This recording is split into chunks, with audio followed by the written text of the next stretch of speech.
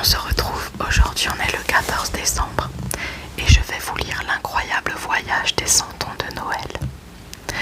Le soir du 24 décembre, papa tête en l'air, maman tête en l'air et leur fils Mathias se préparaient pour le réveillon. Comme c'était une famille très distraite, il restait plein de choses à faire.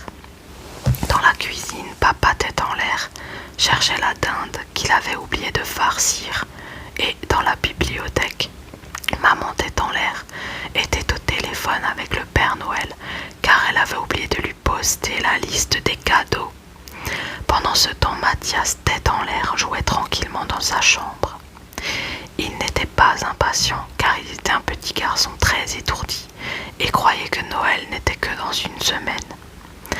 Sa maman passa la tête dans sa chambre et lui demande « Mathias, j'ai sorti la crèche. Peux-tu l'installer? Peux-tu installer les personnages?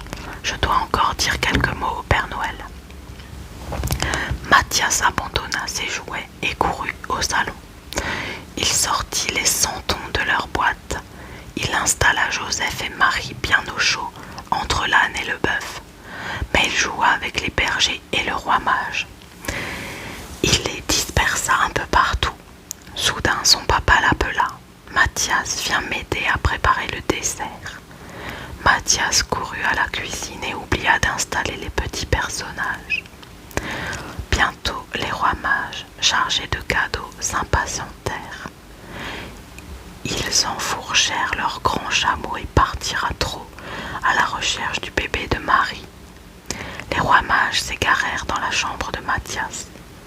Ils croisèrent un berger qui faisait paître ses moutons.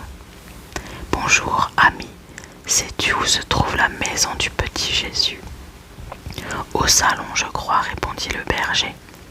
Je dois y emmener mes moutons pour qu'ils se reposent près de la cheminée cette nuit. Laissez-moi vous accompagner. » Après une longue route, les rois mages arrivèrent au bord de la cheminée. Ils rencontrèrent un ange qui agitait ses petites ailes de bois. « Sais-tu où se trouve la maison de Joseph et Marie ?»«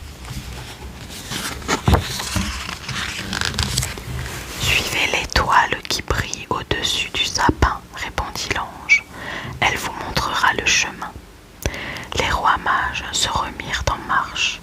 L'étoile de Noël les guida toute la nuit.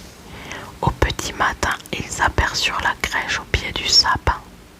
Il leur restait moins de 1 mètre à parcourir et ils allaient pouvoir offrir leurs cadeaux à l'enfant qui venait de naître. Hélas, à cet instant, Mathias et ses parents entrèrent dans le salon pour ouvrir leurs cadeaux. Maman tête en l'air était très distraite, mais elle remarqua quand même que les rois mages étaient en avance. Alors elle les ramassa et les déposa à l'autre bout de la pièce. Le lendemain, elle les surprit de nouveau en train de traverser le salon. « Ce n'est pas le moment, dit-elle en riant. Il faut attendre l'épiphanie. » Et, une nouvelle fois, elle les replaça à leur point de départ.